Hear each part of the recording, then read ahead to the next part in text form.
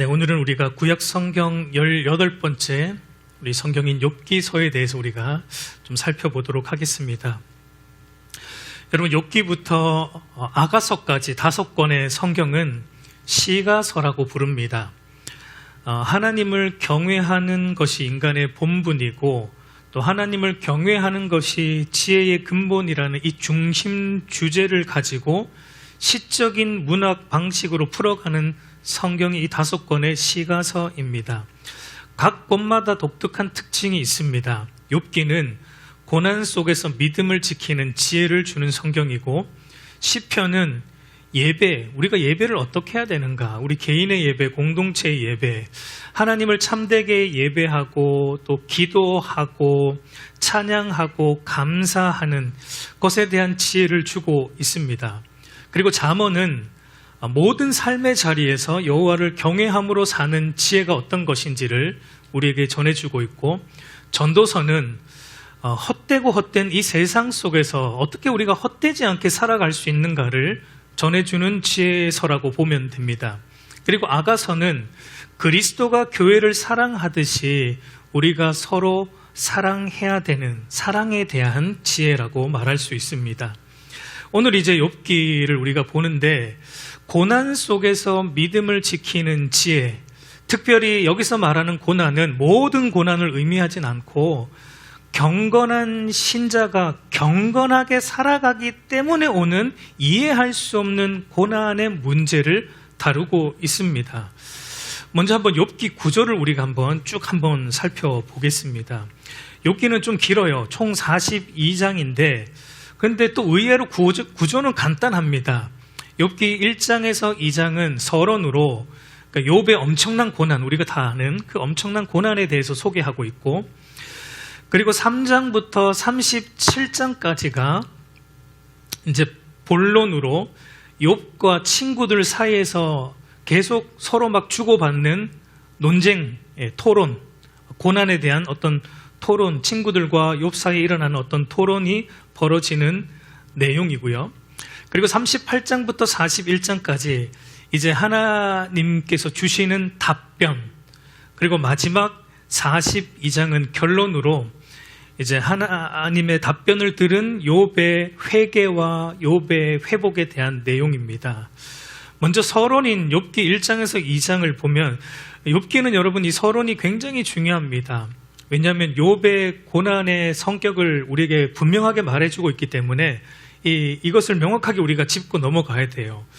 욥의 고난의 이면에 어떤 일이 일어나는가를 볼 수 있는데, 우리 욥기 1장 1절 전반절을 보면은 우스 땅에 욥이라 불리는 사람이 있었는데 라고 말하고 있습니다. 우스라는 곳은 어딘지 정확하게 모릅니다. 예레미야 애가서를 보면 우스 땅에 사는 딸 에도마라는 이런 표현이 나오기 때문에 이제 학자들은 우스라는 지역이 에돔 지역, 이스라엘 좀 밑에 있는 에돔 지역 어디쯤일 것이다라고 추정을 하지만 확실하진 않아요.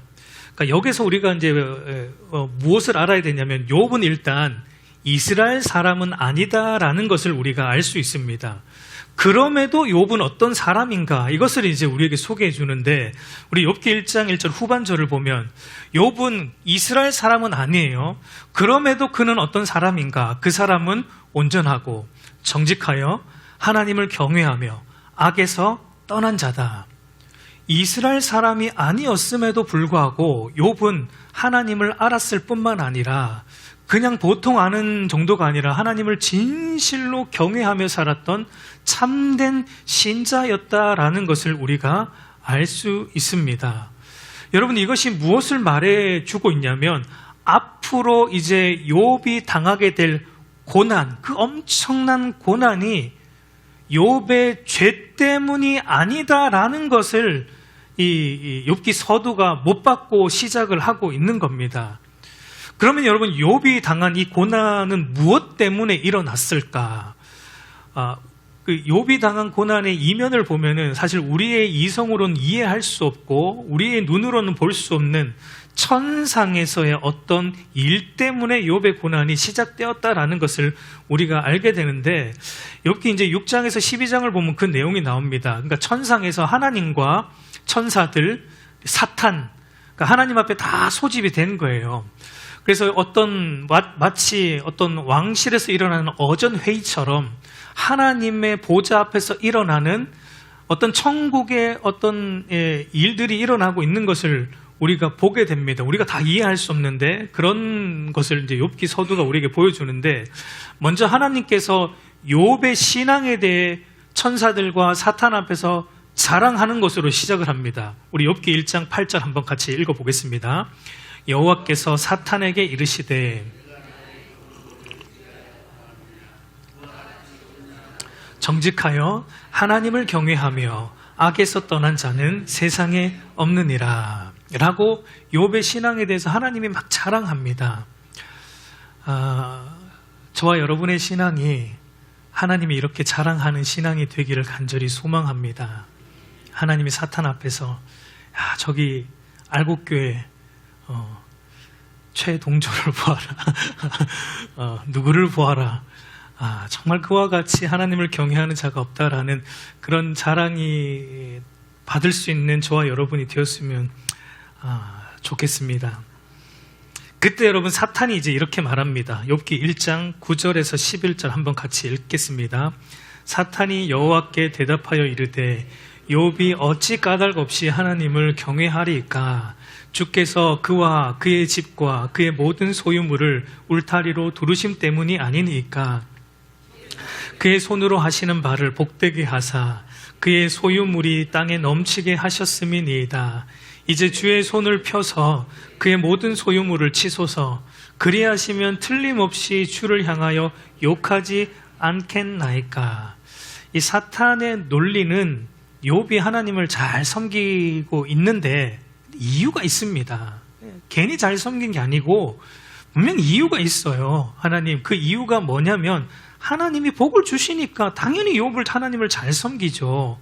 그의 자녀들도 다 잘되게 하고 그에게 재물의 복도 주시고 그의 삶이 형통하니까 그것 때문에 욥이 하나님을 잘 섬기지. 한번 욥에게 주셨던 그 모든 것 한번 가져가 보십시오. 그러면 욥도 하나님을 욕할 것이 분명하고 하나님을 떠나갈 것이 분명합니다라고 사탄은 그렇게 말을 합니다.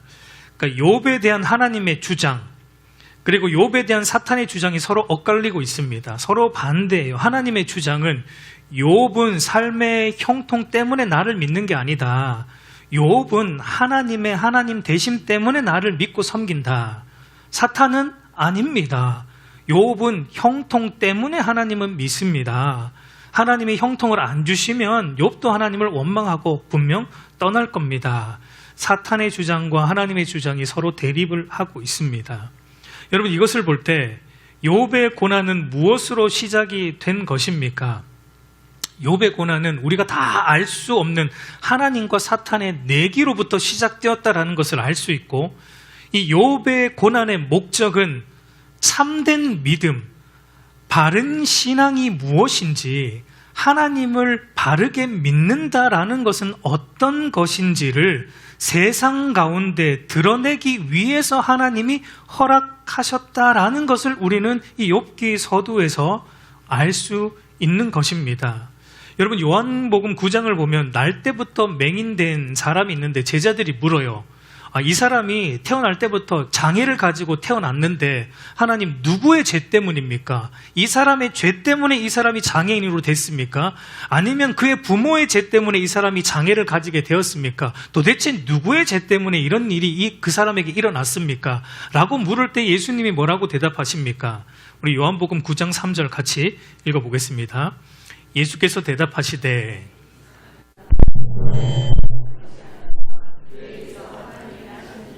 나타내고자 하심이라.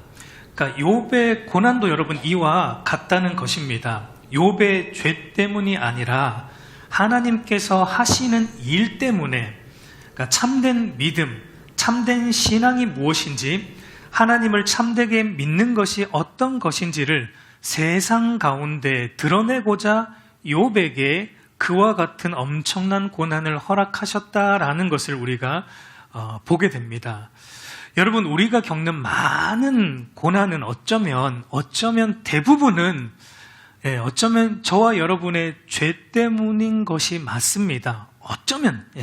그러나 다 그렇진 않다. 다 그런 것은 아니다. 죄와 상관없이, 우리의 죄와 상관없이 하나님의 어떤 특별한 목적 때문에 주어지는 고난도 우리 인생 가운데 분명히 있다라는 것을 이제 욥의 고난이 우리에게 말해주고 있는 지혜입니다. 그래서 여러분, 하나님이 이제 허락하시는 범위 내에서 사탄이 욥을 공격하죠. 욥은 그 당시에 최고의 갑부입니다. 동방에서 최고의 갑부였어요. 근데 하루아침에 알거지가 됩니다. 다 잃어버립니다. 재산을 다 잃어버려요.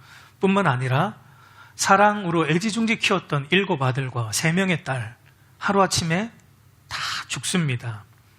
그리고 욥에게 남은 것이 있다면 자기 몸뚱아리 하나인데, 자기 몸에도 온몸에 악성 종기가 생겨서 죽기보다 더한 고통이 그의 몸에 엄습해 온 것을 욥이 겪게 됩니다.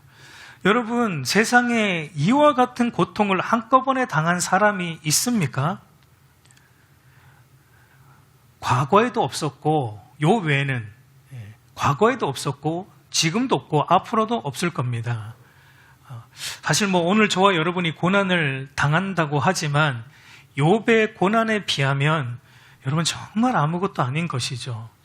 여러분, 여기서 이제 고난에 대한 2개의 다른 반응을 우리가 보게 되는데, 먼저 욥의 아내의 반응입니다. 욥기 2장 9절을 보면 그의 아내가 그에게 이르되 당신이 그래도 자기의 온전함을 굳게 지키느냐, 하나님을 욕하고 죽으라 라고 말합니다.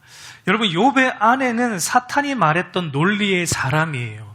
하나님이 물질의 복도 주시고 자녀들도 다 잘되게 해주시고 눈에 보이고 손에 잡히는 어떤 그런 세속적인 복을 주시면 하나님을 잘 믿지만, 욥의 아내는 그동안 욥이 잘 나갈 때까지는 욥 옆에 붙어 있었습니다. 하나님을 믿었습니다. 그러나 이제 그 모든 것이 사라지니까 욥의 아내는 본색을 드러냅니다.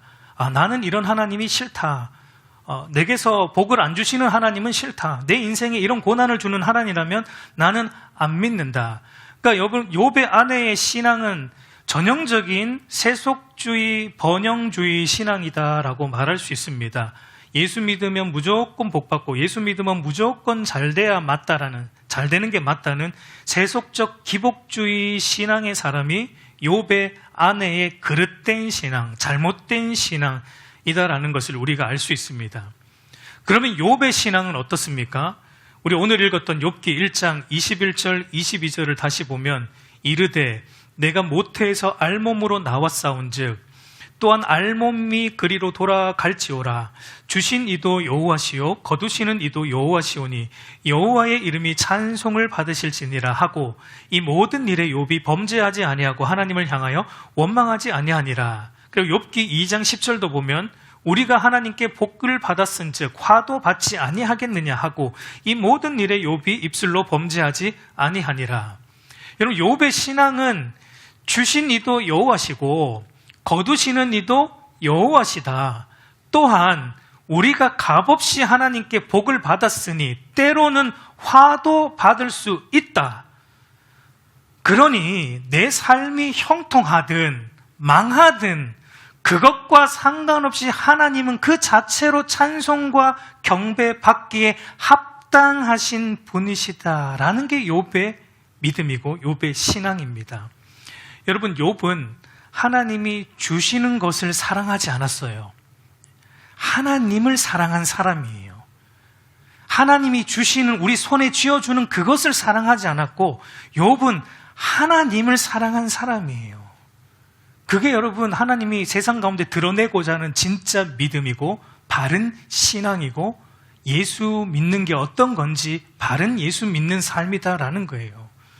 여러분, 우리도 그런 것을 사실 피부로 경험합니다. 여러분, 우리가 자녀에게 어떤 선물을 사줄 때 자녀가 그 선물만 좋아하고 부모를 안 좋아하면 우리도 기분이 나쁩니다.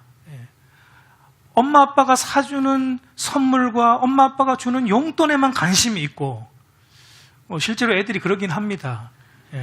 용돈 달라고 할 때 자주 전화가 와요.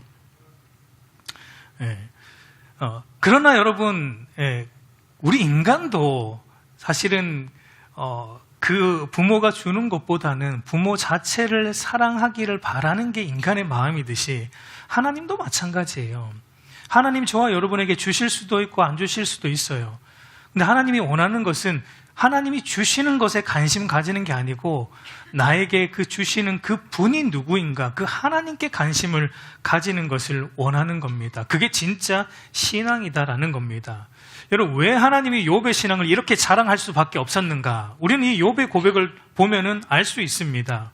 욥은 자기의 삶에 누린 모든 것이 하나님의 전적인 은혜라는 것이 머리로만이 아니라 알고 인격적으로 아는 사람입니다.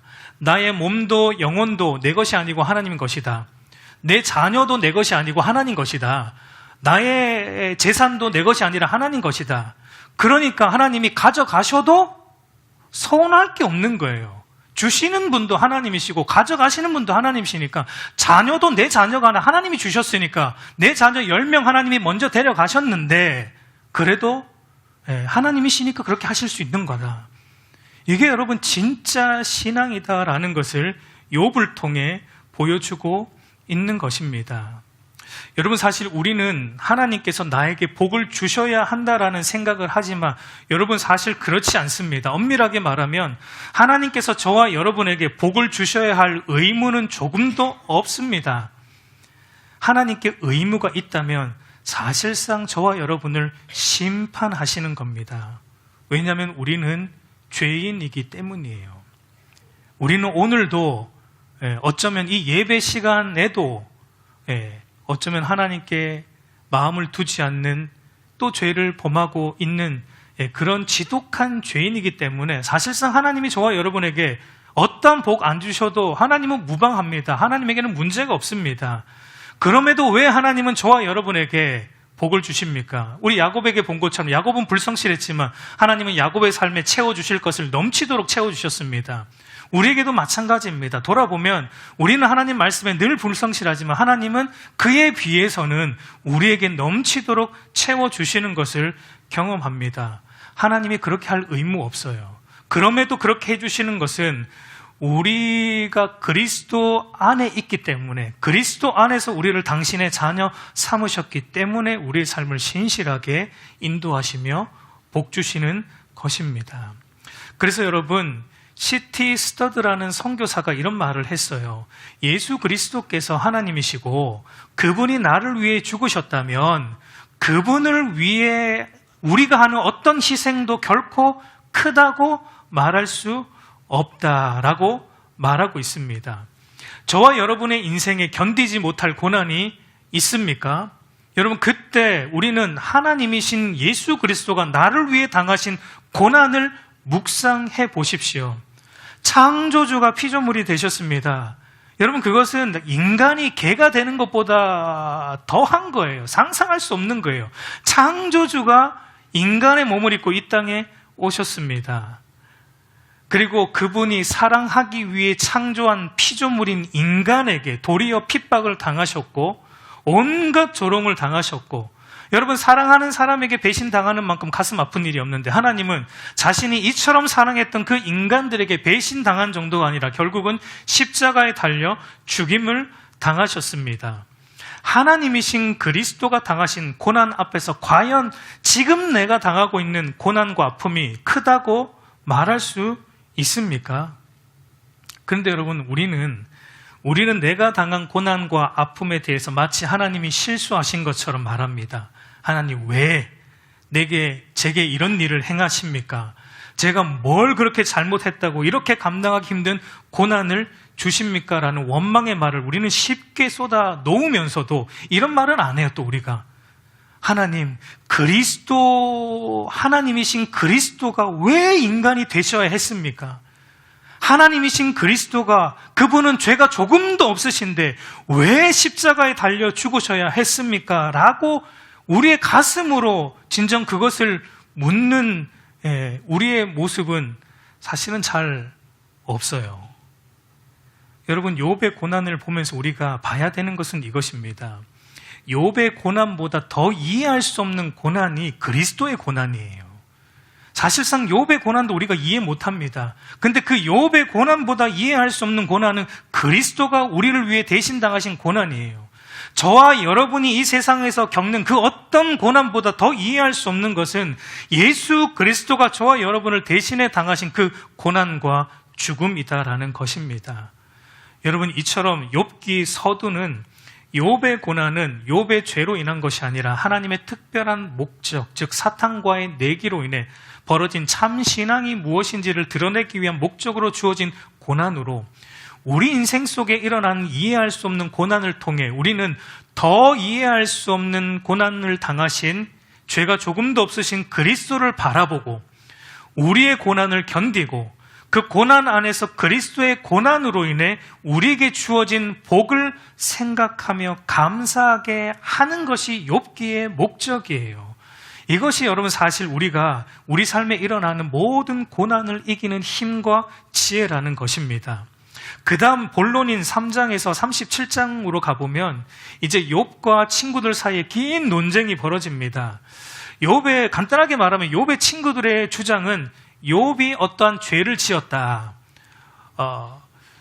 분명 어떤 일이 일어나는 데는 원인이 있듯이 욥이 이와 같은 고난을 당한 데는 원인이 있는데 그 원인이 욥이 어떤 죄를 지었기 때문이다. 그렇기 때문에 욥이 이 죄를 찾아내어서 그 죄에 대해서 하나님 앞에 회개하면 하나님이 다시 정상으로 되돌려 놓아 주실 것이다 라는 게 이제 욥의 친구들의 하나 같은 주장입니다.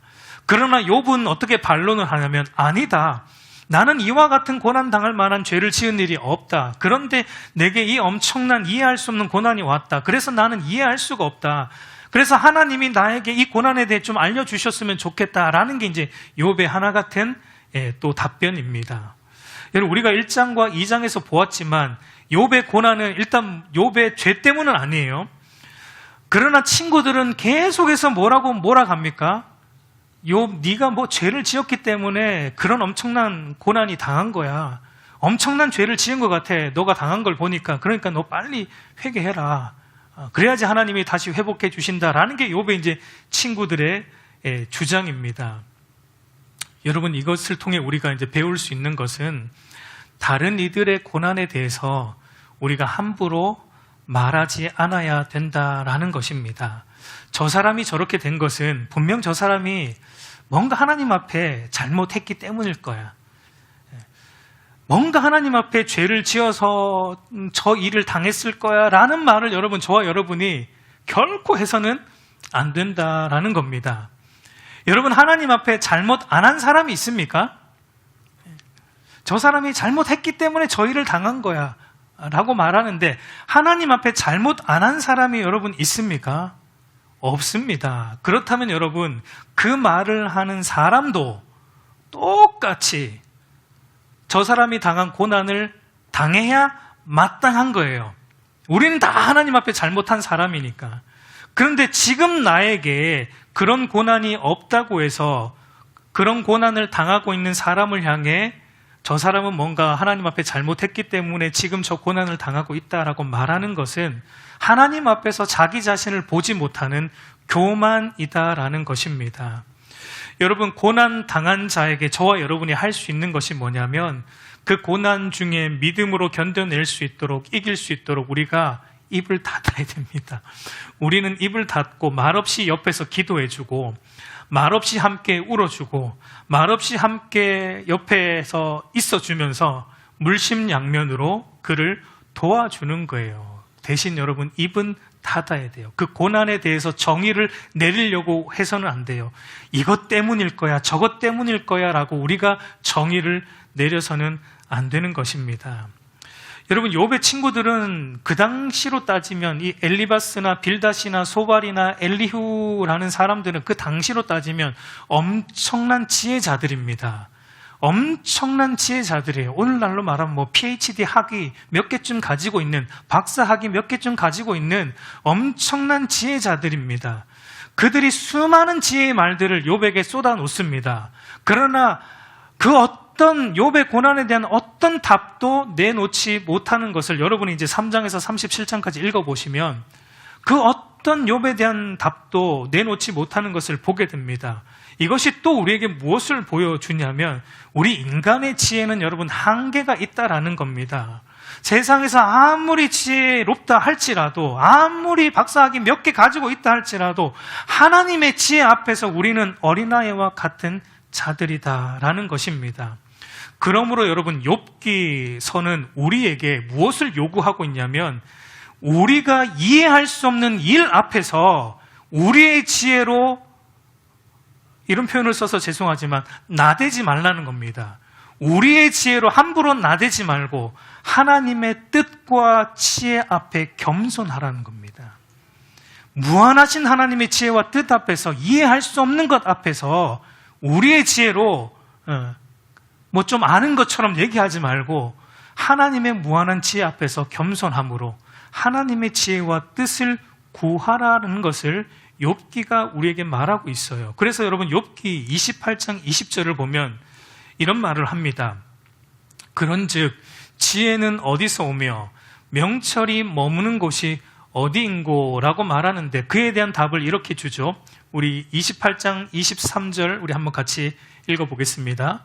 하나님이 그 길을 아시며 있는 곳을 아시나니, 하나님이 지혜의 길을 아시고 명철이 머무는 곳을 하나님이 아신다라고 말하고 있습니다. 우리 인생이 어디로 와서 어디로 가는지, 인생이 왜 사는지, 인생의 목적이 무엇인지에 대한 답을 주는 참된 지혜가 어디에 있는가? 이 세상에는 없습니다. 하나님께 있다라는 거예요. 왜냐하면 하나님이 인생을 지으신 창조주이시기 때문이죠. 그래서 하나님이 모든 인생들에게 이렇게 말할 권리가 하나님께 있는 거예요. 욥기 28장 28절 한번 같이 읽겠습니다. 또 사람에게 말씀하셨도다. 보라, 주를 경외함이 지혜요, 악을 떠남이 명철이니라. 하나님이 이렇게 말하실 권리가 있으신 분이에요. 하나님을 경외함으로 악에서 떠나는 것, 다르게 말해 하나님을 경외함으로 그분의 말씀에 순종하며 사는 것이 인생의 참된 지혜와 명철이다라는 것을 말하고 있습니다. 아무리 여러분 하버드에서 박사학위를 가지고 왔어도 그가 하나님을 무시하고 살아간다면 그의 학위는 아무런 의미가 없는, 아무런 지혜도 아니다라는 겁니다. 참된 지혜는 하나님을 경외함으로 악에서 떠나는 것이다 라고 말하고 있습니다. 그러므로 여러분, 이 땅의 삶이 다인 것처럼 이 땅에서 그저 잘 먹고 잘 사는 것을 인생의 목적으로 사는 삶만큼 어리석은 삶은 없다라는 것을 우리가 늘 기억해야 돼요. 참으로 지혜로운 삶은 모든 인생이 주로부터 말미암았고 또 주로 말미암아 살아가고 결국은 주에게로 돌아가기 때문에 잠시 거쳐가는 이 세상을 그 주님을 경외함으로 살아가는 것임을 우리가 늘 기억하고 명심해야 될 것입니다. 하나님이 욥에게 주시는 마지막 답변도 사실은 이와 같아요. 이제 하나님의 답변은 욥기 38장에서 41장에 가면 나오는데 하나님이 어떤 답을 주시냐면 사실상 답변이라기보다는 하나님이 욥에게 질문을 계속 합니다. 욥의 지혜로는 도무지 대답할 수 없는 하나님이 지으신 창조 세계와 창조의 질서와 창조의 이치에 대한 질문들을 하나님이 욥에게 마구마구 쏟아 놓습니다. 여러분, 아마 욥이 하나님부터 듣고 싶었던 답은 어떤 것일까요? 욥이 하나님으로부터 듣고 싶었던 답은 왜 이와 같은 고난이 내게 임했는가? 왜 이와 같은 고난이 내게 임했는지, 그리고 새 친구들의 주장이나 엘리후의 주장처럼 과연 이 고난이 나의 죄 때문에 온 것인지, 죄와 연관된 것이 아니라면 왜 이 고난이 주어졌는지, 어떤 고난의 의도에 대한 답을, 구체적인 답을 좀 듣고 싶었을 것 같아요. 그래서 하나님께서 욥에게, 욥아, 너가 당한 재앙과 고난은 너의 죄와 연관이 없다. 없다. 괜찮다. 그것은 너의 순전한 믿음에 대한 이의를 사탄이 제기했고, 나는 너의 믿음이 결코 사탄의 말과 같이 내가 너에게 복을 주기 때문에 믿는 조건적인 믿음이 아니라 내가 아무것도 주지 않아도 너는 너의 모든 것을 다 앗아간다 할지라도 너는 나를 하나님으로서 끝까지 믿고 섬기는 순전한 믿음을 가진 믿음의 사람이라는 것을 내가 증명하기 위해 사탄에게 그와 같은 고난을 허락하도록 허용했다. 그동안 얼마나 많이 힘들었냐. 이제 너의 믿음이 증명되었으니까 내가 이제 다시 바로 잡아줄게 라고 이와 같이 명백하게 좀 답을 주시면 욥이 좀 속이 확 시원할 것 같은데 하나님이 그렇게 답하지 않아요. 하나님이 답 대신에 무엇을 하냐면 질문을 계속 퍼붓습니다. 내가 이거 창조할 때, 내가 세상을 창조할 때 너는 무엇을 했느냐? 너는 어디에 있었냐? 내가 창조한 이 창조 세계를 너는 다 이해할 수 있느냐? 너는 하늘에서 비가 어떻게 내리는지, 뭐 천둥 번개가 어떻게 치는지, 뭐 동물들이 어떠한지, 뭐 이런 질문들, 하나님의 창조 세계와 창조의 질서와 이치에 대해 너가 제대로 아는 것 하나도 내게 답할 수 있느냐라고 하나님이 욥에게 되묻습니다. 욥이 답을 할 수가 없죠. 욥의 지혜로는 모르는 것들이니까. 그런데 왜 하나님이 이렇게 답을 주시지 않고 질문을 하십니까? 이것은 여러분 사실상 가장 현명한 답이에요. 하나님은 이 질문 세례, 욥의 지혜로 대답할 수 없는 질문을 통해 하나님은 두 가지를 깨닫게 하십니다. 한편으로는 인간의 지혜와 능력은 한계가 있다라는 것, 우리 인간의 지혜와 능력은 한없이 작다라는 것을 깨닫게 하기 위함이고, 다른 한편으로는 하나님의 지혜와 능력이 무한하다라는 것, 하나님은 지혜와 능력으로 이 모든 것을 다스리고 창조하시고 다스리고 통치하시고 한치 오차도 없이 다스리신다라는 것을 깨닫게 하기 위함입니다. 그러니까 여러분, 하나님이 욥에게 질문으로 답을 이렇게 주신 것과 같습니다. 욥아, 너는 지음받은 존재가 아니냐. 당연히 너는 이 세상의 이치와 이 세상에서 일어나는 일들에 대해 너는 다 모른다. 그런데 내가 너를 지었고 내가 너를 그리스도 안에서 지명하여 불러 내 백성 삼았으니 너는 내 손안에 있으니 내가 너를 이 세상 어떤 피조물보다 더 귀한 존재로 여기니 내가 너의 인생을 책임지고 있으니 그러니 욥아, 이해 안 되는 것 앞에서 이해하려고 하기보다는 너의 인생을 붙들고 있는 전능하신 하나님, 나를 좀 믿어주지 않겠냐라고 하나님이 욥에게 질문으로 답을 주신 겁니다. 여러분, 이것만큼 확실한 답변이 어디 있어요? 온 세상을 측량할 수 없는 지혜로 한치의 오차도 없이 운행하시는 그 엘샤다이, 전능하신 하나님이 저와 여러분의 아버지가 되셔서, 그리스도 안에서 우리의 아버지가 되셔서 우리의 삶을 붙들고 있답니다. 우리의 삶을 책임지고 있답니다. 이것만큼 여러분 확실한 답이 어디 있습니까? 만약 여러분 하나님이 욥에게 고난에 대한, 지금 이 고난에 대한 답을 주셨다면, 답만 주셨다면 욥은 이 고난에 대한 답은 얻었겠지만, 그러나 앞으로 또 살아가면서 이런 고난이, 욥에게 또 다른 고난이 닥치지 않을 법이 있습니까? 욥의 인생에 또 다른 고난이 올 겁니다. 그때도 욥은 또 답을 구해야 돼요. 하나님 앞에. 왜 또 이럽니까? 라고 답을 구해야 돼요. 그러나 하나님이 지금 이 말씀을 통해 욥에게 모든 욥의 인생에 앞으로 일어날 모든 문제에 대한 만능 답을 하나님이 주신 것과 같은 겁니다. 그래서 욥은 최종적으로 이렇게 이제 고백을 합니다. 욥기 42장 5절을 보면 우리 한번 같이 읽어보겠습니다.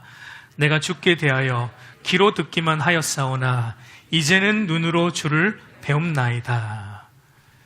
욥은 하나님의 나타나심과 또 하나님께서 나타나셔서 그 하나님의 무한하심에 대해, 하나님의 전능하심에 대해 질문을 통해 욥에게 이렇게 말하여 주심으로 욥은 이제 그동안 귀로만 듣던 하나님이 아니라 이제 눈으로 뵌 하나님, 창조 세계에 나타난 하나님의 무한한 지혜와 능력을 목도하고 나니까 하나님에 대해 욥이 이제 선명하게 알겠다는 겁니다. 그래서 욥은 이제 사실상 모든 의문이 이제 사라집니다. 더 이상 욥은 하나님 앞에 왜라는 질문을 하지 않습니다. 욥은 이제 이 하나님 안에 내가 있다라는 이 정체성, 우리가 그리스도 안에 있고 그리스도 안에 있는 하나님의 손에 붙들려 있다라는 이 정체성 때문에 욥의 인생의 모든 의문이 다 사라진 겁니다.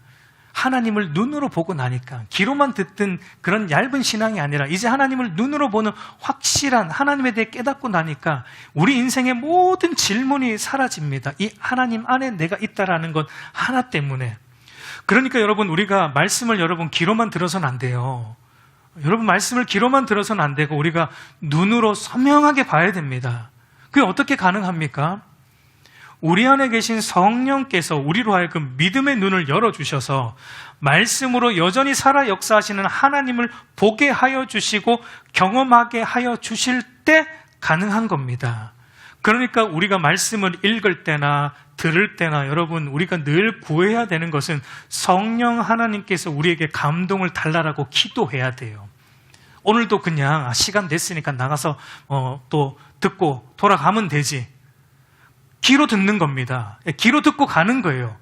귀로 듣는 말씀은 여러분 우리 삶 속에서 어떤 실질적인 역사를 발휘하지 못하는 겁니다. 그렇기 때문에 우리가 늘 성령 하나님을 의지해서 성령 하나님께서 오늘도 나에게 이 말씀을 통해 깨달음을 주셔서 이 말씀이 실질적으로 내 눈으로 보이는 말씀으로 눈으로 보는 하나님으로 역사하게 하셔서 이 말씀이 내 삶 속에 실질적으로 역사하게 해달라는 그런 마음과 기도함으로 우리는 늘 하나님 말씀 앞에 서야 하는 것입니다. 여러분, 여기까지 이제 욥이 오고 나니까 욥이 할 수밖에 없는 것이 무엇이었냐면 회개예요. 회개. 우리 욥기 42장 6절을 보면 이렇게 말하죠. 그러므로 내가 스스로 거두어드리고 티끌과 재 가운데서 회개하나이다. 욥이 왜 회개합니까? 이 고난은 욥의 죄 때문이 아닌데 욥이 왜 회개합니까? 욥이 회개하는 것은 하나님에 대해 제대로, 그동안 하나님에 대해 제대로 알지 못했던 자기의 무지 때문에 회개하는 거예요. 욥은 자신이 그래도 경건하게 살았기 때문에 그동안 욥은 내가 그래도 하나님에 대해서 어느 정도 알고 있다라고 생각했고 하나님을 잘 믿는다라고 생각했던 겁니다. 그래서 여러분, 중간에 이제 욥기서를 여러분들이 읽어보시면 욥이 하나님을 믿는 믿음에서 이탈하지는 않는데 욥이 그래도 순간순간 하나님 앞에 약간 섭섭함을 내비치는 말들도 좀 합니다. 욥이 약간 섭섭함을 하나님 앞에 좀 내비치는 말들도 해요. 하나님, 내가 그래도 이렇게 잘 믿고 있는데 하나님, 그래도 이건 좀 그렇습니다. 도저히 이해를 못하겠습니다라고 섭섭함을 표현하는 식의 말을 욥이 하나님 앞에 중간중간 간혹간혹 하는 것을 우리가 보게 됩니다. 근데 욥이 이제 하나님을 눈으로 보고 나니까 그렇게 말했던 게 지금 어떻게 되는 겁니까? 그렇게 말했던 자신이 무지했다라는 것을 깨닫고 회개하지 않을 수 없었던 거예요. 내가 나름 하나님 잘 믿는다라고 생각했는데 돌아보니까 그 하나님 앞에 내 모습을 비추어 보니까 그 전능하신 하나님 앞에 나의 모습을 정직하게 비추어 보니까 하나님 앞에서 나는 죄악 덩어리였다라는 것을, 욥이 실질적으로 뭐 어떤 특별한 죄를 지은 건 아니지만 그러나 그 하나님 앞에 서 보니까 나는 사실 회개할 수밖에 없는 죄인이다라는 것을 욥이 발견한 거예요. 이사야 선지자도 경건하게 살았던 그 경건한 선지자 이사야도 환상 중에 하나님을 목도하고 나니까 그가 뭐라고 고백합니까? 주여, 나는 망하게 되었도다. 화로다 나여 망하게 되었도다. 라고 이사야 선지자도 고백하듯이 욥도 하나님을 보고 나니까, 하나님 말씀 앞에 정직하게 서고 나니까 내가 잘 믿는 것 같았는데 나는 잘 믿는 게 아니었고 하나님 앞에 무지했고 내 삶은 하나님 앞에 불성실한 뿐이었고 회개할 것 투성이다라는 것을 욥이 깨닫고 결국은 회개하는 거예요. 여러분, 우리 신앙도 마찬가지입니다. 우리가 여러분 이 교회 와서 예배 드리고 할 때마다 우리가 무엇을 깨닫습니까? 내가 일주일 동안 또 잘 살았구나, 이걸 깨닫습니까? 아니죠. 또 와서 우리는 하나님 말씀 앞에 서보면 또 우리 안에 있는 죄를 깨닫고 회개할 수밖에 없는, 우리의 죄를 깨닫고 또 회개할 수밖에 없는 그런 우리의 모습을 발견하게 되지 않습니까? 그게 여러분 진짜 신앙이에요. 그게 진짜 신앙이라는 겁니다. 이제 여러분 말씀을 맺겠습니다. 욥기의 주제는 저와 여러분의 인생이 아들까지 다 내어주신 전능하신 하나님의 손에 붙들려 있다라는 것을 우리에게 말해주고 있습니다. 그렇다면 저와 여러분의 인생에 무슨 일이 일어나든지 그것이 아무리 견디기 힘든 고난이라 할지라도 결국은 능하신 하나님께서 그리스도 안에서 그 모든 것을 합력하여 선을 이루시고, 결국은 마지막에 여러분 욥이 갑절의 회복, 갑절의 복을 받죠. 그것처럼 하나님께서 그리스도 안에서 저와 여러분의 인생에도 갑절의 회복과 갑절의 복으로 채워주신다라는 것을 우리에게 말하고 있습니다. 그것이 이 땅에서 안 이루어져도 주님 오시는 그 날에 하늘의 모든 신령한 복을 우리에게 그리스도 안에서 허락하여 주신다라는 겁니다. 여러분, 이것이 저와 여러분의 인생 중에 일어나는 수많은 고난 하나 해결되면 또 언젠가는 일어납니다. 그리고 또 언젠간 또 해결하면 또 일어나요. 그러니까 우리 인생에 일어난 수많은 고난 속에서 우리의 믿음을 지키는 지혜는 이 하나님을 아는 것입니다. 우리가 하나님을 아는 만큼 우리는 고난에서 우리의 믿음을 든든히 지킬 수 있습니다. 우리가 아는 하나님이 크면 우리는 고난을 거뜬히 이길 수 있지만, 우리가 아는 하나님이 작으면 우리는 그 고난에서 빌빌댈 수밖에 없는 겁니다. 그러므로 욥이 만난 이 전능하신 하나님을 저와 여러분이 만나기를 소망합니다. 욥이 만났던 이 우주 만물을 창조하신 크신 하나님, 한치의 오차도 운행하시는 그 전능하시고 선하신 우리 아버지 하나님을 귀로만이 아니라 여러분 눈으로 보고 그 하나님과 날마다 동행함으로 우리 인생에 어떤 일이 일어나든지 믿음으로 이겨내고 견디며 하나님을 높이며 경배하는 인생으로 살아가는 축복이 임하기를 우리 주님의 이름으로 축복합니다.